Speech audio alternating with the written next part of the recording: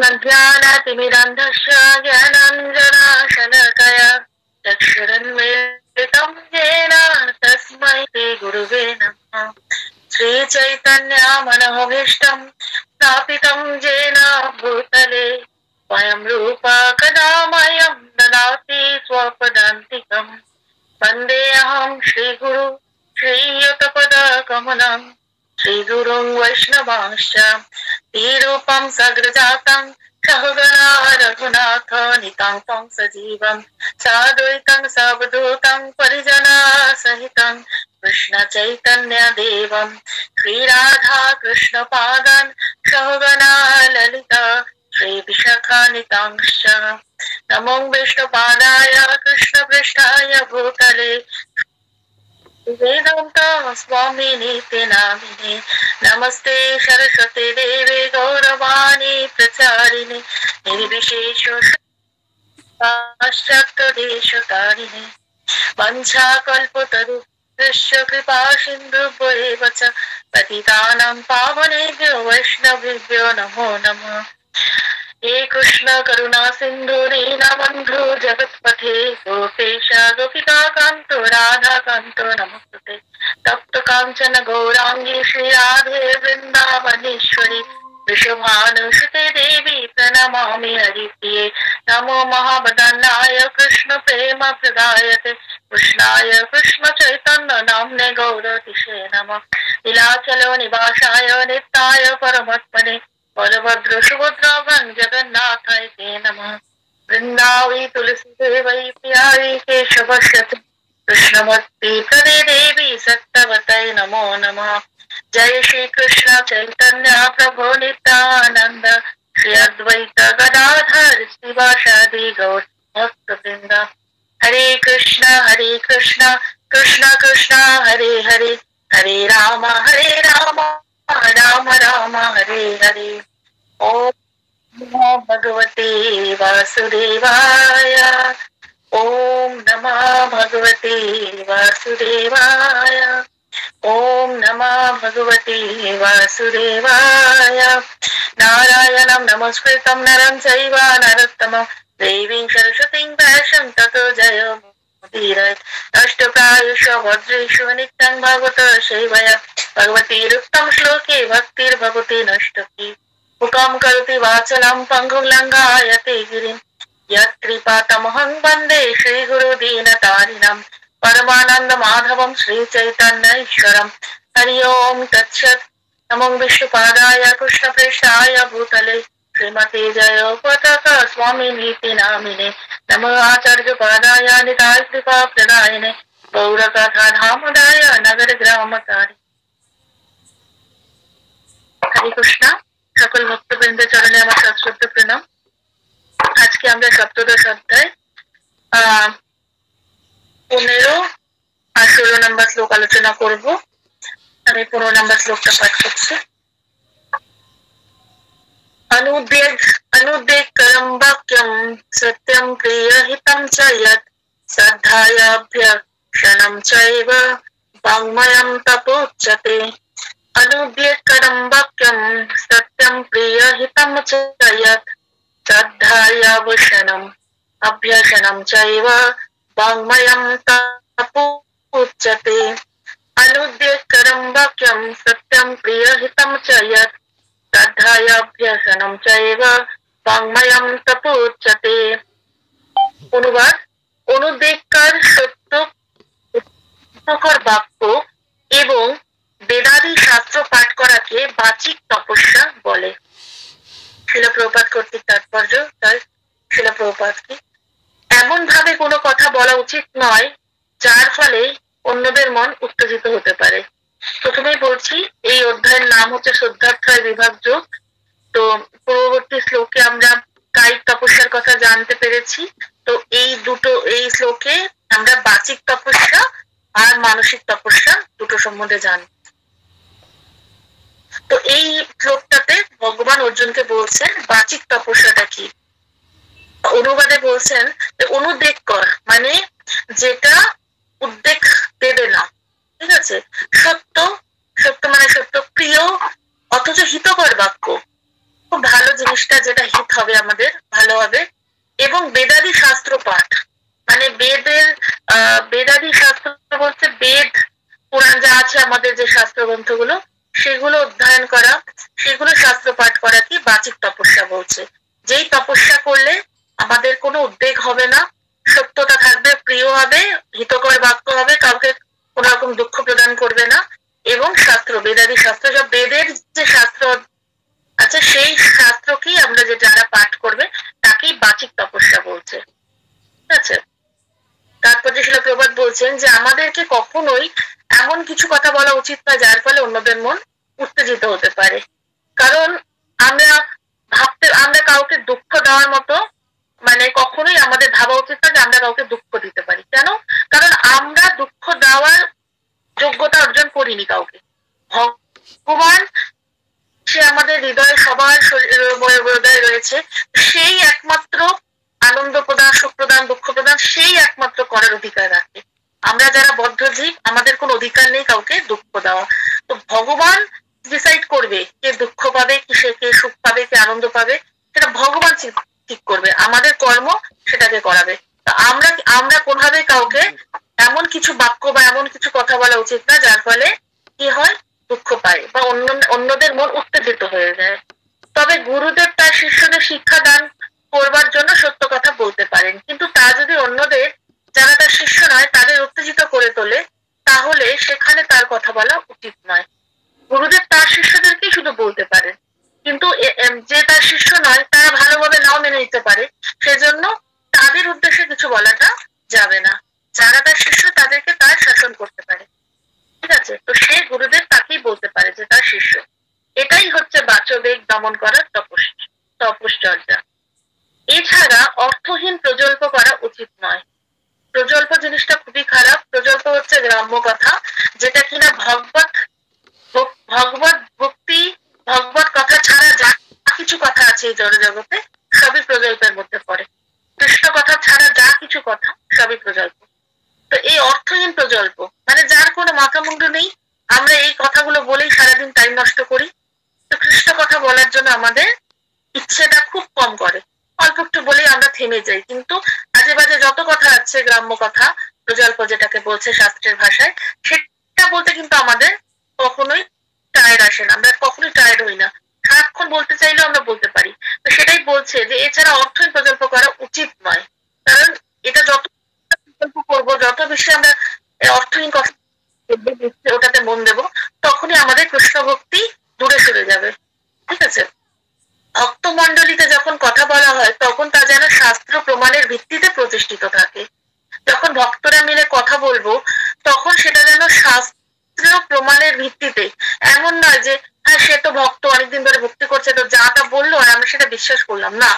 বা আজকাল তো অনেক সোশ্যাল মিডিয়াতে অনেকেই অনেক প্রচার করছে, অনেক কিছু বলছে, কিন্তু আমাদেরকে উচিত শাস্ত্র প্রমাণের ভিত্তিতে কথা বলা আর সেটাকেই বিশ্বাস করা।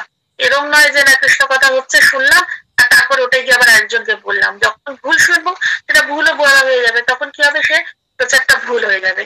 আর এমন কিছু কথা বলা উচিত না যেটা আমরা নিজের আচরণ করছি না। যে আচরণ করবে সেটাই আমাদেরকে প্রচারের ক্ষেত্রে ব্যবহার করা উচিত। তো সেই জন্য শাস্ত্র প্রমাণের ভিত্তিতেই, শাস্ত্র যেটা বলছে সেটাই কিন্তু ভক্তরা আচরণ করে। তো শাস্ত্র প্রমাণের ভিত্তিতেই যেটা প্রতিষ্ঠিত সেরকম কথাই ভক্তমণ্ডলীতে আলোচনা করা উচিত। যা বলা হয় তার যথার্থতা প্রতিপন্ন করার জন্য তৎক্ষণাৎ শাস্ত্র প্রমাণের উল্লেখ করা উচিত। কেউ হয়তো বিশ্বাস করছে না বা কিছু ভাবছে যে এটা কি আসলে কি সেটা সত্যি কিনা, তখন তার যথার্থতা প্রতিপন্ন করার জন্য তৎক্ষণাৎ শাস্ত্র প্রমাণের উল্লেখ করা উচিত। কিন্তু এটা তখনই হবে যখন তারা শাস্ত্র অধ্যয়ন করবে। যখন কেউ শাস্ত্র পড়বে না তাহলে সে কি করে জানবে যে কোন শাস্ত্রে কোথায় কত নম্বরে এটা বলা আছে, কোথায় এটা বেদে কোথায় বলা আছে, ভাগবতমের কোন চ্যাপ্টারে কোন স্কন্ধে কোন শ্লোকে বলা আছে। সেজন্য অধ্যয়নটা করতে হবে কিংবা শ্রবণ করতে হবে। যত সম্ভব শ্রবণ করলে তখন মনে থাকবে। আমাদের শুনলেও কিন্তু অনেক কিছু মনে থাকে। তো সেজন্য যত বেশি শ্রবণ করব, অধ্যয়ন করব, যত বেশি ভক্ত সঙ্গ করব, তখন কি হবে আমাদের মধ্যে ওইগুলো জিনিসগুলো মাথার মধ্যে থাকবে। তখনই আমরা তার যথার্থতা প্রতিপন্ন করতে পারবো শাস্ত্রের ব্যাখ্যার ভিত্তিতে। সেই সঙ্গে ওই ধরনের আলোচনা অন্যের কাছে শ্রুতি মধুর হওয়া উচিত। এরম নয় যে আমরা খুব কটু ভাষায় খুব রাফলি বললাম কথাটা, না, আমাদেরকে সবসময় শ্রুতিমধুর হতে হবে, অপ্রিয় সত্য বলা যাবে না, ঠিক আছে, কথাটাকে সুন্দর করে গুছিয়ে খুব শ্রুতিমধুর বলতে হবে, যাতে যাকে বলছি যে ভক্তকে সে যেন কষ্ট না পায় কিংবা তার যেন খারাপও না লাগে, উল্টো তার যে বিষয়টা সে জানতো না তার সেটার বিষয়ে ইন্টারেস্ট লাগে, যে না খুব ভালো জিনিসটা, সত্যি আজকে থেকে এটা জানতে পারলাম। তবে এই ধরনের আলোচনার মাধ্যমে পরম মঙ্গল লাভ হতে পারে। তবেই কিন্তু বলছে এই কৃষ্ণ কথার যে মানে মেইন যে আমাদের উদ্দেশ্যটা, সেটারই পরম মঙ্গল লাভ হবে। যদি আমরা বলি আরে তুমি তো এটা জানো না, প্রভু আপনি এটা ভুল বলছেন, মানে যে আপনি এটা ভুল বলছেন, এই যে এই কথাগুলো কি হলো, আমাদের ভুল হয়ে যায়, বৈষ্ণব অপরাধ হয়ে যায়, কাউকে দুঃখ দেওয়া হলো, তার সাথে আমাদের কথাটা শ্রুতিমধুরও হলো না, আমরা নিজেদেরকে বড় জাহির করতে পারলাম, এতে কি হলো, আমাদের মঙ্গল কখনোই সাধিত হবে না। কাউকে কষ্ট দিয়ে দুঃখ দিয়ে নিজের বড়ত্ব জাহির করাটাও কোনো মানে ভালো ভক্তের একটা লক্ষণ নয়। সেজন্য আমাদের যখন ভক্তের সঙ্গে আলোচনা হবে সবসময় শাস্ত্রের ভিত্তিতে হবে, শাস্ত্র প্রতিপন্ন তৎক্ষণাৎ শাস্ত্র প্রমাণের উল্লেখ করা হবে, এবং ওই ধরনের আলোচনা অবশ্যই শ্রুতিমধুর হতে হবে, তাহলে এই আলোচনাটা পরম মঙ্গল লাভ করতে পারে এবং মানব সমাজের উন্নতি সাধিত হতে পারে। ঠিক আছে, যখনই মঙ্গল লাভ হবে তখনই মানব সমাজ উন্নতি লাভ করবে। বৈদিক সাহিত্যের অনন্ত ভান্ডার রয়েছে এবং সেইগুলি পাঠ করা উচিত। অনন্ত ভান্ডার মানে গ্রন্থ পড়ে, ভাগবতম পড়েও ভালো করে উপলব্ধি করা এক জন্মের কাজ নয়। তবুও আমাদেরকে প্রভুপাদ এত সুন্দর গ্রন্থ অধ্যয়ন করার সুযোগ করে দিয়েছে, নিত্যম ভাগবত সেবায়া প্রতিদিন বিভিন্ন ভক্তের শ্রীমুখ থেকে শ্রবণের সুযোগ করে দিয়েছে। প্রভুপাদ বিভিন্ন লেকচারে নিজে লেকচার দিয়ে দেখিয়ে দিয়েছেন আমাদের গুরুবর্গরা, তারপরেও আমরা শুনে শেষ করতে পারবো না এক জীবনে। এত এত ভান্ডার রয়েছে, এত এত পড়ে তো শেষ করাই যাবে না, শ্রবণ করেও শেষ করা যাবে না, তো সেগুলি আমাদের পাঠ করা উচিত। কারণ এক জন্মে তো শেষই হবে না, তাহলে আমরা যদি আরো বেশি রেখে দেই তাহলে কবে শেষ করব, নেক্সট জন্মে কি হবো না হবো সেটাও তো জানি না। তো সেজন্য আমাদেরকে বলছে অনন্ত ভান্ডার প্রভুপাদ বলছেন, যা সেগুলি আমাদের পাঠ করা উচিত। একই বলা হয় বাচবেগের তপশ্চর্যা। কারণ যতক্ষণ আমরা এই বাচবেগটাকে, যতক্ষণ আমরা কৃষ্ণের সান্নিধ্যে, কৃষ্ণ কথায় না আনবো, কৃষ্ণের চিন্তা ভাবনায়, কৃষ্ণর, ততক্ষণ আমরা এই আমাদের প্রজল্প, আমাদের বিভিন্ন রকমের ভৌতিক কথা, আমাদের জড়জাগতিক বিভিন্ন রকমের প্রতি আকর্ষণ বাড়বে, ওগুলো আমাদের মাথার মধ্যে ঢুকে যাবে। তো সেজন্য আমাদের যেসব ইন্দ্রিয় গুলোকে সংযম করার একটাই উপায় কৃষ্ণ কেন্দ্রিক জীবনযাপন করা, তাই না? তো এই যে বাক সংযম যেটা বলছে বাচবেগম, এটা খুব ইম্পর্টেন্ট। যতক্ষণ এই আমাদের বাক শক্তিটা, এটা সবসময় কিছু না কিছু বলতে চায়, তাই না?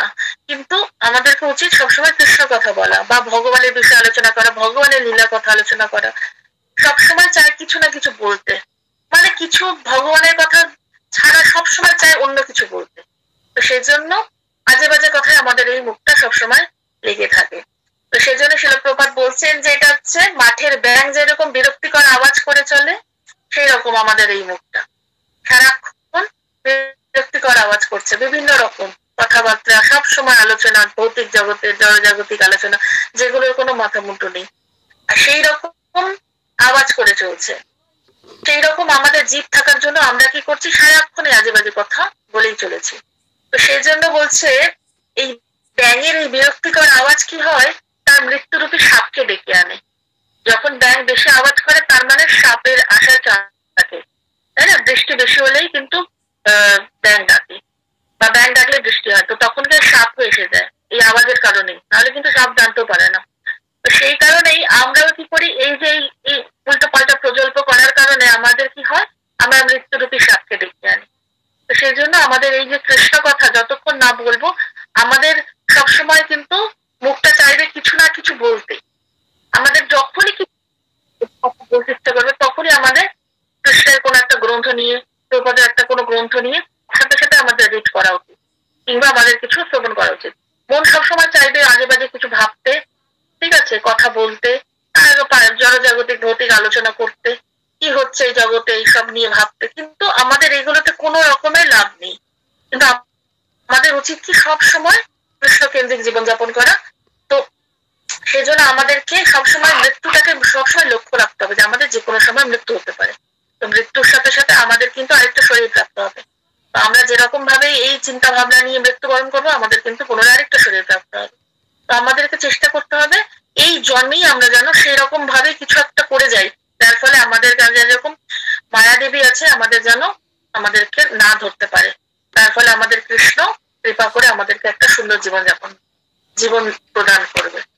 আজকে আমি একটা গুরু মহারাজের একটা কোটেশন করছিলাম যে আমাদের কিভাবে আমাদের এই জড় জগতে মায়া আমাদেরকে আকর্ষণ করছে, যে অনেক গুরু মহারাজ বলছেন যে অনেক উপায়ে মায়া আমাদেরকে প্রলোভিত করার চেষ্টা করছে। ঠিক আছে, বর্ণিত হয়েছে যে মাঝে মাঝে মায়া সৈনিকরা ডাকাতের মতো ঢুকে পড়ে। মায়া দেবীর যে সৈনিকরা আছে, দুর্গা মায়ের যে সৈনিকরা, তাকে তো ভগবান সেবা দিয়েছে এই জড়জগতের জন্য, তাই না, জড়জগতের ইনচার্জ সে, তো সে তার কাছে করছে, তো তার সৈনিকরা যখন তখন ঢুকে পড়ছে। ডাকাতরা কিন্তু কোনো কিছু বলে টলে আসে না, হঠাৎ চলে আসে।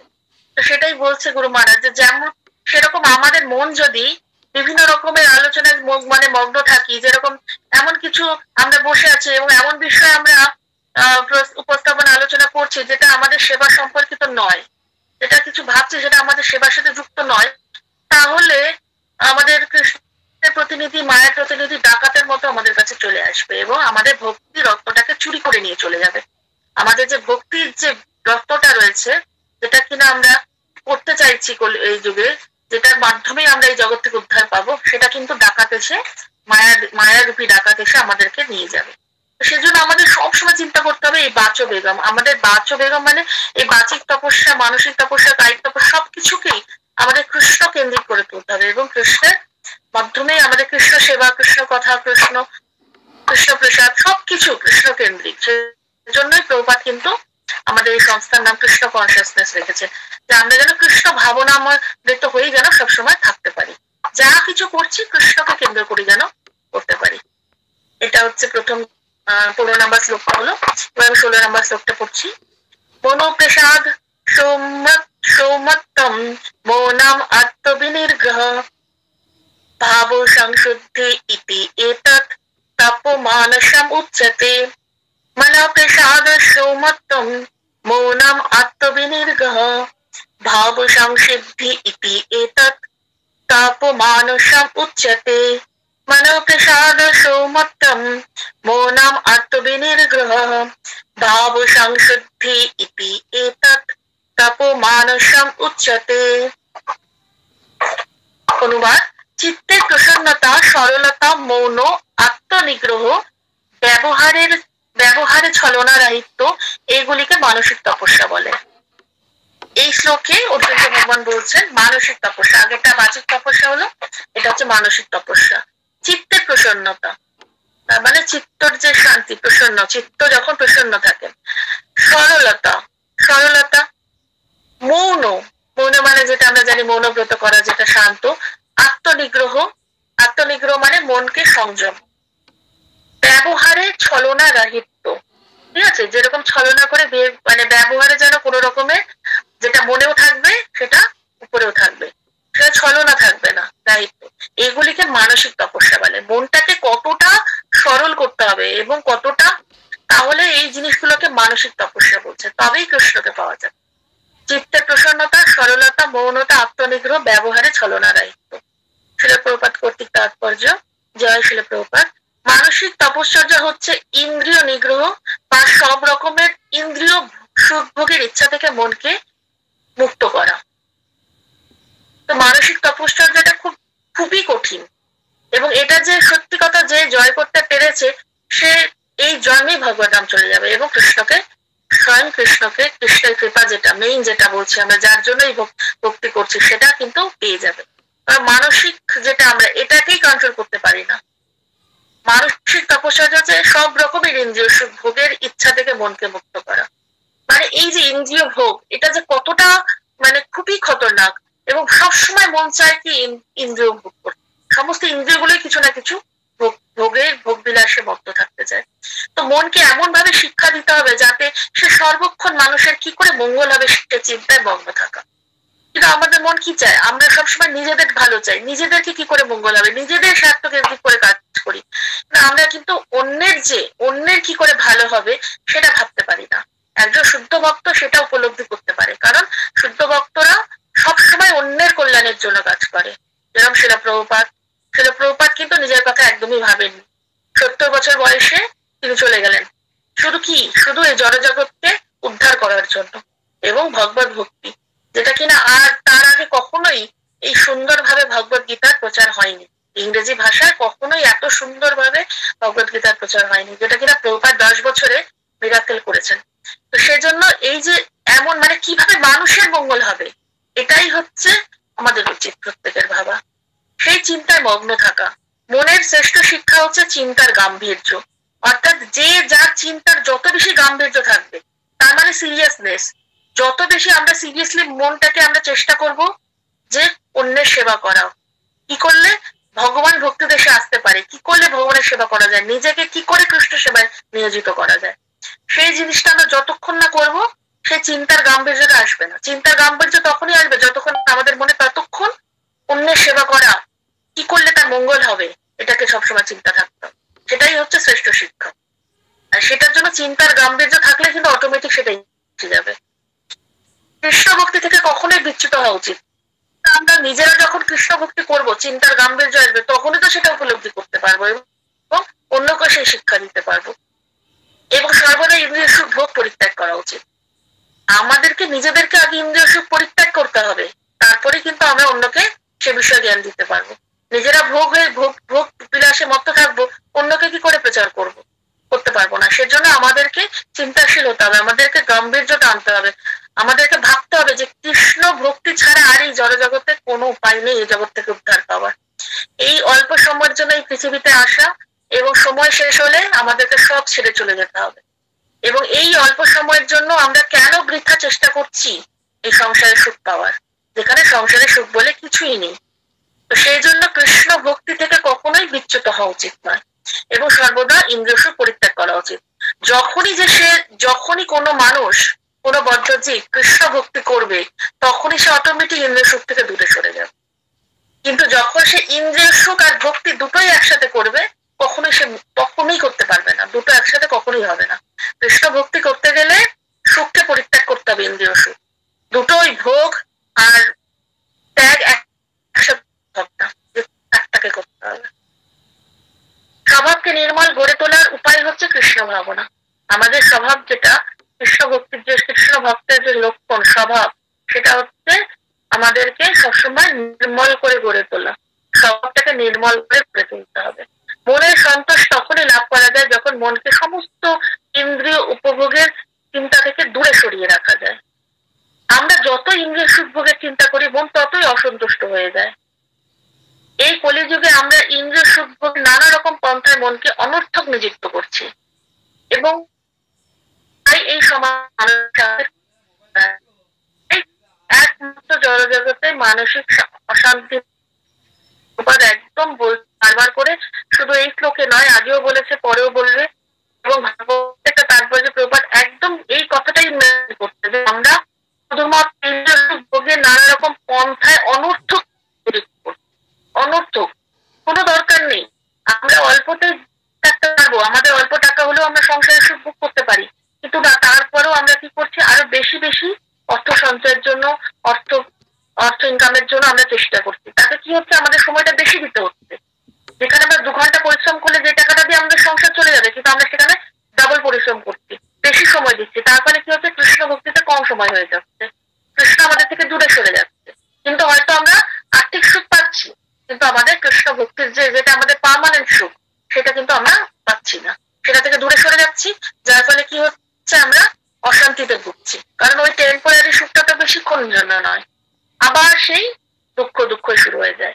সেই জন্য মানসিক শান্তি প্রত্যেকটা মানুষের জীবনে রয়েছে, টাটা বিড়লা থেকে একজন গরিব ভিখারি অব্দি প্রত্যেকের এই মানসিক অশান্তির একটাই কারণ হচ্ছে কৃষ্ণ ভক্তি। তারা শুধু অনর্থক তাদের জীবনটাকে সুখী করার জন্য এইসব বিভিন্ন রকম কাজে নিযুক্ত করছে। তো মানসিক শান্তি লাভের শ্রেষ্ঠ উপায় হচ্ছে বৈদিক শাস্ত্রে মনকে নিবদ্ধ করা। প্রভুপাদ বলছেন যে বৈদিক শাস্ত্রে মনকে নিবদ্ধ করতে হবে। মন সবসময় চাইবে অন্য কিছু করতে, কিন্তু মনকে শাস্ত্রে নিযুক্ত করতে হবে। আর যা মহাভারত এবং পুরাণাদি নানা রকম মনোমুগ্ধকর আনন্দদায়ক কাহিনীতে পরিপূর্ণ। তো বিভিন্ন রকম মহাভারতের কাহিনী, বিভিন্ন রকম পুরাণাদি, বিভিন্ন ভাগবতমের বিভিন্ন রকমের যেসব আমাদের লীলা রয়েছে ভগবানের, সেগুলোতে যত আমরা মনকে নিবেশ করতে হবে, এই যে মন থেকে যেসব ভৌতিক জিনিসের যে আমাদের যে চাহিদাগুলো ইন্দ্রিয়কে, সেগুলো আমাদের অটোমেটিক চলে যাবে। কিন্তু আমরা যতক্ষণ শাস্ত্র থেকে দূরে থাকবো, ভগবান আমাদের থেকে দূরে থাকবে। শাস্ত্র আর ভগবান এক। শাস্ত্র যখনই আমরা শাস্ত্রের কাছে যাব, শাস্ত্র গ্রন্থ অধ্যয়ন করব, তখনই আমাদের সাথে ভগবানও তাড়াতাড়ি আমাদের কাছে চলে আসবে। সেজন্য আমাদের মনকে সবসময় এই মনোমুগ্ধকর আনন্দদায়ক কাহিনীতে আমাদেরকে নিমগ্ন করতে হবে। এই জ্ঞানের সহায়তা লাভ করে মানুষ পবিত্র হতে পারে। কারণ আমরা যদি এই জ্ঞানটা লাভ করি, তবেই তো আমরা উপলব্ধি করব যে আমরা এই জড়জগতে কেন এসেছি, আর কেনই বা আমরা এই কর্মযুক্ত হয়েছি, এবং আমাদের কাজ কি। মানুষ এই যে বদ্ধজীব, তারা কে? আমরা হচ্ছে কৃষ্ণের নিত্যদাস, কিন্তু আমরা সেটা কি করে জানবো? আর নিত্যদাসের কাজ কি? প্রভুর সেবা করা। তো প্রভুকে, কৃষ্ণকে, এইগুলো কি করে জানবো? তখনই জানবো না যখন শাস্ত্র অধ্যয়ন করবো।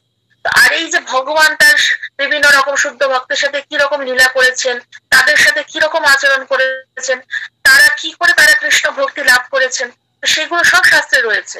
ভরত মহারাজ, ধ্রুব মহারাজ, প্রহ্লাদ মহারাজ, বিভিন্ন রকমের রাজারা, ঠিক আছে, পরীক্ষিত মহারাজ, পৃথু মহারাজ, এই যে বলি মহারাজ, এইসবের লীলা বুঝতে পারবো না, আমরা অধ্যয়ন করবো। এবং এত সুন্দর সেই কাহানি, এত সুন্দর হৃদয় উপলব্ধি করার মতো সেই জিনিসগুলো, যেগুলো এত সুন্দর করে প্রভুপাদ এত সুন্দর বর্ণনা করেছেন, তো সেগুলো যদি আমরা না পড়ি, তাহলে আমরা শাস্ত্রকে কি করে উপলব্ধি করবো? কখনোই সম্ভব না। সেজন্য বলছে যে এই জ্ঞানের সহায়তা লাভ করে মানুষ পবিত্র হতে পারে। যখনই জ্ঞানটা আমরা অর্জন করব, শাস্ত্র অধ্যয়ন করে, শাস্ত্র শ্রবণ করে, তখনই কিন্তু মানুষ পবিত্র হয়ে যাবে। তার আগে কোনোভাবেই পবিত্র হওয়া সম্ভব না। শুধু পরিণামেই পবিত্র হওয়া যাবে না, শাস্ত্র অবশ্যই অধ্যয়ন করতে হবে। শাস্ত্র অধ্যয়ন, শাস্ত্র শ্রবণ না করলে কখনোই শুধু হরিনামে, কারণ আমাদের এত বেশি আমরা ত্রুটিপূর্ণ এই কলিযুগের জীব, আমাদের হরিনামের মধ্যে অনেক ত্রুটি রয়েছে। আমরা অপরাধ শূন্য হয়ে হরিনাম করতে পারি না, আমাদের মনে অনেক চিন্তা চলে আসে, আমরা অনেক ভুলভাল চিন্তা করতে করতে হরিনাম করি, এতে আমাদের নাম অপরাধ হয়ে যায়। সেবা করতে গিয়ে আমাদের অনেক রকমের অপরাধ হয়ে যায়, সেজন্য সেবা অপরাধ হয়ে যায়। সেজন্য আমাদেরকে সবসময় গ্রন্থ অধ্যয়ন করতে হবে, সেটাতে আমাদের হৃদয় পবিত্র হবে, আমাদের জ্ঞান শুদ্ধি হবে, আমাদের মানে সবসময় যেটা জীব যেটা, সেটা শুদ্ধ হবে, আমাদের মন শুদ্ধ হবে, কলুষতা দূর হবে, সবকিছু মিলিয়ে আমাদের এই ভক্তিটা উন্নত হবে। মন সব রকমের কপটতা থেকে মুক্ত থাকে, এবং আমাদের উচিত সকলের মঙ্গল কামনা করা। আমাদের মনটা কপটতা শূন্য হতে হবে, তবেই আমরা মানুষের মঙ্গল কামনা করতে পারবো, তাই না? মৌনতা মানে হচ্ছে সর্বক্ষণ আত্মজ্ঞান লাভের চিন্তায় মগ্ন থাকা। তো মৌনতা আমাদের মানে হচ্ছে, বলে না মৌনব্রত করা। মৌনব্রত মানেটা কি? মৌনতাই হচ্ছে সর্বক্ষণ আত্মজ্ঞান লাভের চিন্তায় মগ্ন থাকা। আমাদের যে আত্মজ্ঞানটা কি, আমরা কি, আমরা কোথা থেকে এসেছি? আত্মজ্ঞান আমাদের এই যে আমাদের যে আত্মা, আমরা যে দেহ নই, আত্মা, এবং দেহের মৃত্যু হয়, আত্মার কখনো মৃত্যু হয় না, তাই না? তো সেই জিনিসগুলো তখনই আমরা উপলব্ধি করতে পারবো। এই জিনিসটাই হচ্ছে মৌনতা। সবসময় আমাদের এই চিন্তাটা মাথায় রাখতে হবে। ভগবান বলেছেন না, সেকেন্ড চ্যাপ্টারের 2য় অধ্যায়, এই অর্থে কৃষ্ণ ভাবনাময় ভক্ত হচ্ছেন যথার্থ মৌন। তো কৃষ্ণ যেহেতু কৃষ্ণ ভাবনাময় ভক্ত, সবসময় কৃষ্ণের কথাটাই জানেন, কৃষ্ণ কি বলেছেন, তো সেজন্য তারা হচ্ছে যথার্থ মৌন। আত্মনিগ্রহের অর্থ হচ্ছে মনকে সব রকমের ইন্দ্রিয় সুখের বাসনা থেকে মুক্ত করা। আত্মনিগ্রহ মানে এখানে বলা হয়েছে মন সংযম, আর এখানে বলছে তারপর যে প্রপাত, যে মনকে সব রকমের ইন্দ্রিয় সুখের বাসনা থেকে মুক্ত রাখা। আমাদের সকল অকপট ব্যবহার করা উচিত, কপটতা রাখা উচিত না। মনে মুখে একরকম, মনে একরকম তা নয়। আমাদের উচিত অকপট হওয়া, যেটা কিনা একই রকম, অন্তরে বাহিরে একই রকম, ঠিক আছে? সেজন্য ভক্তদের সরল হতে হবে। সরল ভক্ত ভগবানকে, ভগবানের হৃদয় তাড়াতাড়ি কৃপা পায়, ভগবানের হৃদয় বাস করে। তার ফলে আমাদের অস্তিত্ব শুদ্ধ হয়। যখনই কেউ অকপট ব্যবহার করবে, তখন তার অস্তিত্বটা শুদ্ধ হয়ে যাবে, ভগবান তাকে ডাইরেক্ট কৃপা করবে, ভগবান তার হৃদয় বাস করবে। হৃদয় তো সবার হৃদয় ভগবান আছেন, কিন্তু ভগবান তখন তাকে বেশি কৃপা করবে, কারণ সরল ভক্ত ভগবানকে কিনে নিতে পারে। ভগবান যা, ভগবান তার অধীন হয়ে যায় সরল ভক্তের হৃদয়। এই সমস্ত গুণাবলীগুলি হচ্ছে মানসিক তপশ্চর্যা। মানসিক তপশ্চর্যাটা কতটা ইম্পর্টেন্ট আমাদের জীবনে, এবং এটা শুধুমাত্রই সম্ভব হচ্ছে যদি আমরা ইন্দ্রিয় সুখ ভোগের যে পন্থাগুলো, সেটা থেকে দূরে থাকতে হবে। যত আমরা কৃষ্ণ কেন্দ্রিক জীবনযাপন করবো, কৃষ্ণকে নিয়ে থাকবো, ততই আমাদের কি হবে, সরল জীবনযাপন হবে, কপটতা শূন্য হৃদয় হবে, মন হবে, তখন আমরা কৃষ্ণের কৃপাটা বেশি পাবো। হরিদাস ঠাকুর যখন জগন্নাথ পুরীতে যখন ছিলেন, 3 লক্ষ হরিনাম জপ করতেন, মহাপ্রভু এসে ডেইলি তাকে প্রসাদ দিয়ে যেতেন জগন্নাথ পুরীতে। মহাপ্রভু যখন জগন্নাথের প্রসাদ দিয়ে আসতেন, হরিদাস ঠাকুর ভক্তি দেখে মহাপ্রভু ক্রন্দন করতেন, এত তার ভক্তি। তো মহাপ্রভু বলতেন, হরিদাস তোমার ভক্তি, তোমার কৃষ্ণ নামের দ্বারা তুমি আমাকে ক্রয় করেছো, তার মানে তুমি আমাকে কিনে নিয়েছো, আমাকে তোমার সম্পদ বলে ধরে নিতে পারো, তোমার সম্পত্তি, তুমি এটা আমার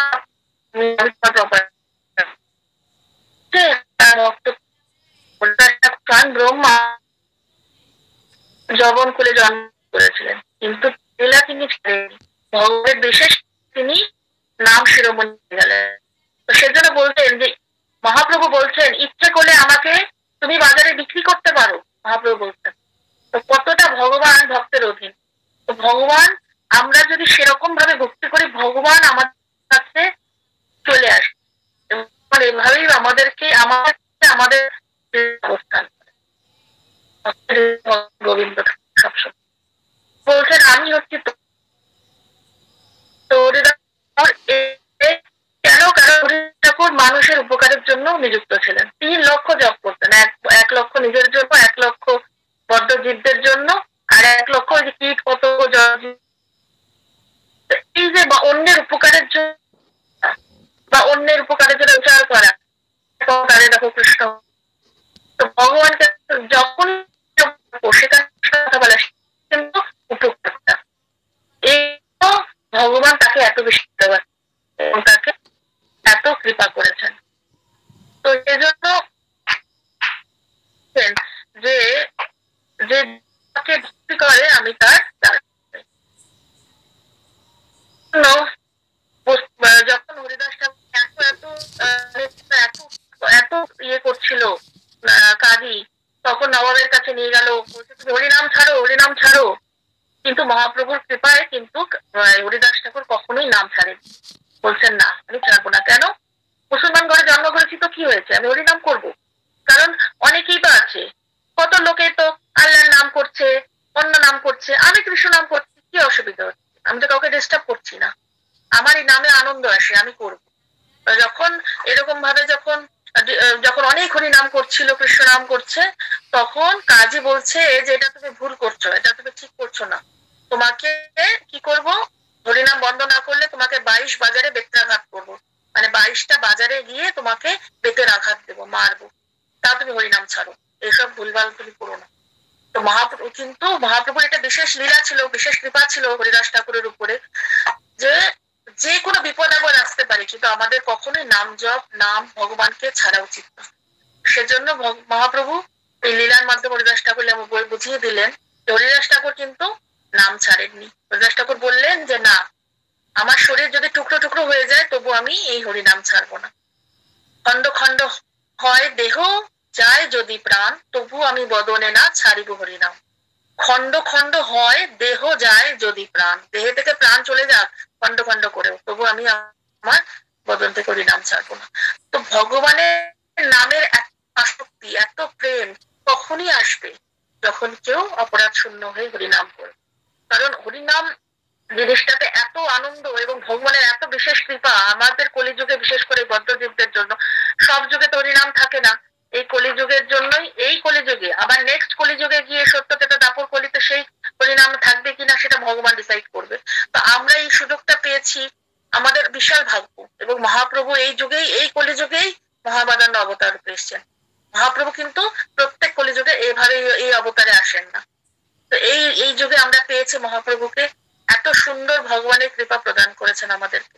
তো এর পরেও যদি আমরা ভগবানের নাম না করি এবং আমাদের হৃদয়কে শুদ্ধ না করি, আমাদের মনটাকে সবচেয়ে বেশি হচ্ছে আমাদের এই কীর্তনের মাধ্যমে, কৃষ্ণ কথার মাধ্যমে, কৃষ্ণ প্রসাদ গ্রহণের মাধ্যমে আমাদেরকে শুদ্ধ করতে হবে, সরল হবে। এবং সবসময় অন্যের কি করে উপকার করা যায়, পরোপকার, দয়া, কি করে একজন কৃষ্ণ ভক্ত হয়, কি করে ভক্তিতে আনা যায়। অনেকে অনেক কথা বলবে, অসন্তুষ্ট হবে, কিন্তু তাকে দুঃখ দেওয়া যাবে না,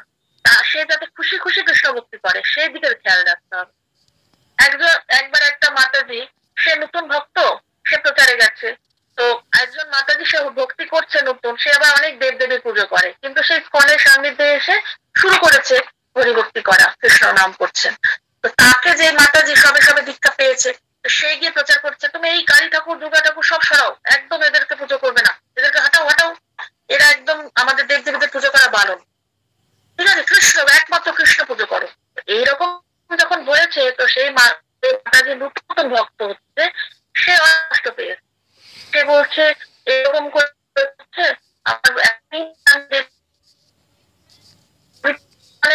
আমি জানতে পারছি, শিখছি, শুনছি, যে এত বছর সাথে সাথে সে দেবদেবীর লোকে শোনাবে।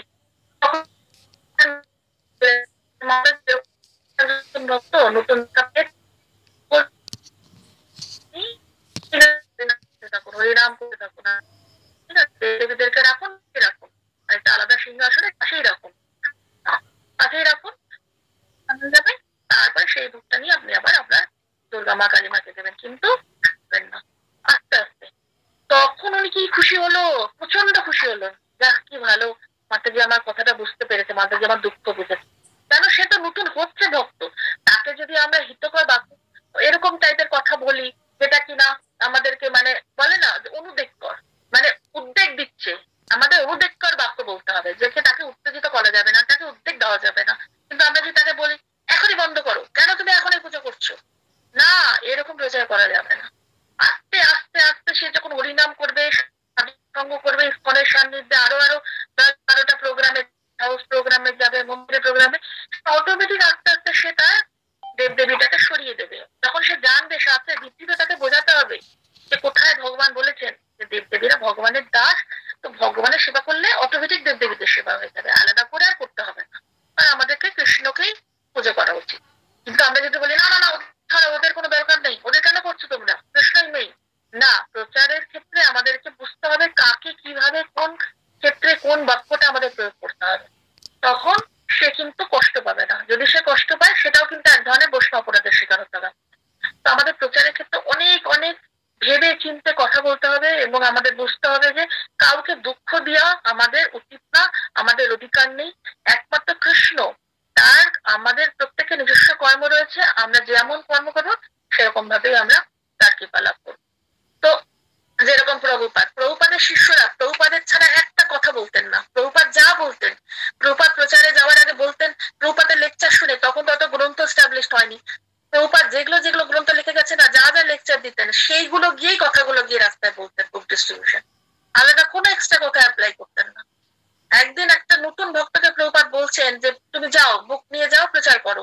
বলছেন প্রভুপাদ আমি তো বেশি কিছু কোনোদিন বেশি দিন ক্লাস করিনি, আপনার 2-4 দিন করেছি, আর আমি ওই কৃষ্ণ মানে একটা বই আছে কৃষ্ণকে পার, মানে কি বাংলাটা কি জানি, ওই বইটা পড়েছি। তো প্রভুপাদ বলছে ঠিক আছে, ওই বইটা পড়েছো তো, মনে আছে তো কি লেখা আছে? আমি হ্যাঁ প্রভুপাদ মনে আছে, আর আমি যেগুলো যেগুলো ক্লাসে বলেছি, হ্যাঁ প্রভুপাদ, ওই চলে যাও, এইগুলোই বলবে, আর কিছু বানিয়ে কথা বলবে না। শাস্ত্রের বাইরে, প্রভুপাদ বলেছে শাস্ত্রের বাইরে, গুরুর বাইরে, আমাদের প্রভুপাদের বাইরে কোন এক্সট্রা কথা আমাদের বলা যাবে না।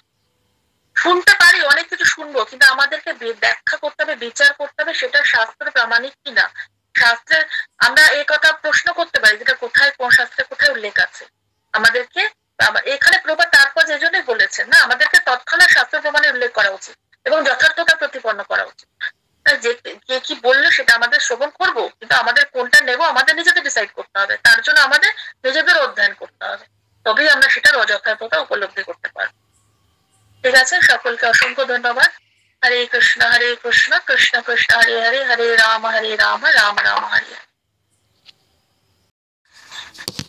নিঃস্ব কবচ স্তোত্র। নিঃসিংহং কবচং বক্ষে প্রহ্লাদেনোদিतं পুরা সর্বরক্ষকরং পুণ্যং সর্বোপদ্রবনাশনং সর্বসম্পৎকরং চৈব সর্বমোক্ষপ্রদায়কং ধর্মনিঃসিংহং ধীরশং হেমো সিংহাসনস্থিতং বিবৃতাশ্রম ত্রিনয়নং শরদেন্দুসমপ্রভং লক্ষলিঙ্গিতাবমঙ্গং বিবিধোপাশ্রিতং চতুর্ভুজং কমলাঙ্গং স্বর্ণকুণ্ডলশোভিতং শরযশোভিতরিষ্কং রত্নকেয়রমুদ্রিতং তপ্তকাঞ্চন শঙ্খসং পীতনির্মলবাসনম ইন্দ্রদিশুরমৌলিষ্ট স্ফুরমণিকদিত্যিভিः विराजितो पारदाम्बक शंख चक्रैति गरुत्मता च विनय सोमनांगनानितम शूरित कमल समशंकृत तु कवच पथे दृशिंगम शीरोपातु लोकरक्षत संभव सर्वगोपी सतो वाश फलं में रखतु धनीम निशिंगम दिशो पातु समोषजन लोचना श्रितंबे पातु निहरि मुनिरुस्तति प्रिया नाशं सिंह नशस्त मुखं लक्ष्मी प्रिया सर्वविद्यत पातु निशिंगम शनं मम भक्तं पतिंदवदनं सदा प्रल्लदवन्दिता निशिंग पातु मे कांतं स्कान्तं वृत्तिदानंत कृत दिव्यस्त शवित भुज निशिंग पातु मे भुज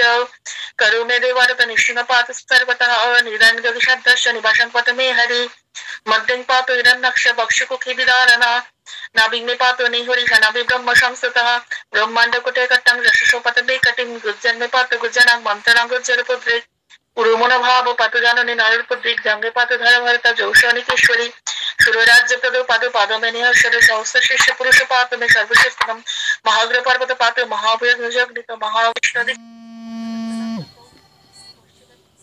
सर्वशदीशी में सर्वतमुखः निशिंग पातो वायवं सोमंशना विग्रह शन्नं पतु भद्र में सर्वमंगलदायकः संसार भयत पातु मृत्य मृत्यनिकेश्वरी इदं निशिंग कवचं प्रल्लद मुखवन्दितं भक्तिमान जापतनयितं सर्वपापैकमुच्यते कुटुबन्धनवान् लोके दीर्घायुपजायते यं यं कमायत कमं तं तं पक्नति असंशयं सर्वत्र जमाप्नोति सर्वत्र विजयी भवेत् भूमन्तरिषदीवानां गृहाणां गिरिमारणं दृष्टिगुरुकसम्मतं विशापरणं परं ब्रह्मरक्षदक्षणं दुर्दक्षरणकारणं द्विजवतालपत्यवा कवचं लिखितं शुभं कर्मलिखितं जनसिद्ध्या कर्मसिद्ध्या दिवाशुर मनुष्य संशय जंग लभे त्याक्षं जापते निहत नरः सर्वमंगल मंगलं भुक्ति मुक्ति च विन्दति दात्रिक्षति शासनि पते शुद्धात्मनां निनां कवचस्य मंत्रस्य मंत्रसिद्धि प्रजायते अनेन मंत्रराजेन किशविस्पनि मंत्रनं तिलकं विनशे जस्तुतस्य ग्रहभं हरे त्रिवारं जपमान शुतुदन्तं भारे विमन्त्र च प्राशजन मंत्रं निषदानमाचरत् तस्य शान्ति जेत शकुक्ति संभवः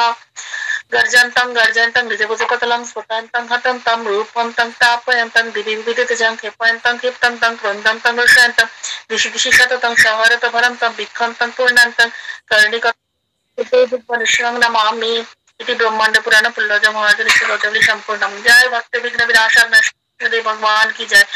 भक्त शिरोमणि प्रहलाद महाराज की जय। जगत गुरु शिल प्रभुपाद की जय। पतित पावन शिल गुरु महाराज की जय। शामित गौर भक्त वृंद की जय। निताई गौ सुतनत्य मन हरि हरि।